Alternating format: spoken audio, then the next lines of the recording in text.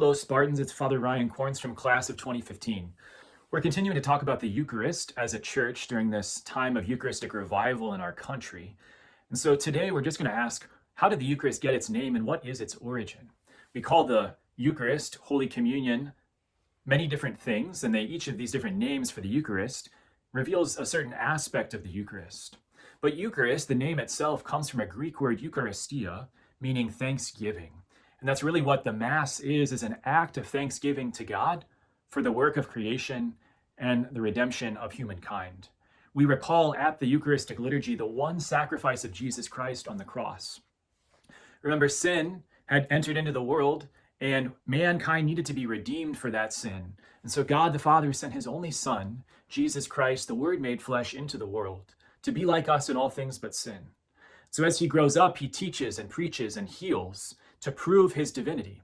And then he lays down his life on the cross, that central event in all of human history, and redeems humankind from its enslavement to sin. And every time we come together to celebrate the Mass, that one sacrifice of Jesus that he makes to the Father on the cross is so great and so powerful that it covers all of time. And we receive 2,000 years later from the effects of that one sacrifice.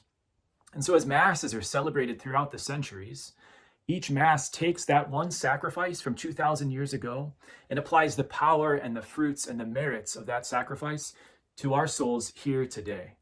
It makes present, it represents that one sacrifice of Jesus on the cross for all of us. And so that's something that we're grateful for. That's something that we give thanks to God for. Every time we gather around the altar, we thank him for the gift of our redemption, for the gift and the possibility of being able to go to heaven and to spend eternity with Jesus in complete happiness. Through the early centuries of the church, St. Paul writes about it in the New Testament, what they would do in memory of Jesus at that Last Supper. Do this in remembrance of me. This is my body. This is my blood. And what happens is over time, people aren't able to go to the synagogue anymore. Christians have their own unique identity and they start gathering in people's homes every Sunday, the day of resurrection, the first day of the week, to give thanks as an act of thanksgiving to God for the beauty and the power and the gift of Jesus' death on the cross. St. Justin Martyr, by around 155 AD, begins to write already that we gather on Sunday. The memoirs of the apostles and writings of the prophets are read. When the reader finishes, he who presides over those gathered admonishes and challenges them to imitate these beautiful things. We all rise together and offer prayers for ourselves.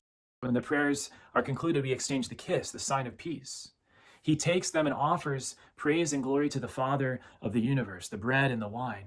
We see already in the very beginning of the church, they followed this pattern, all as an act of thanksgiving to God. And so let's be grateful and thankful today for the gift that the Eucharist is in our own lives, that we get to receive Jesus, his body, blood, soul, and divinity. Amen. See you, brothers.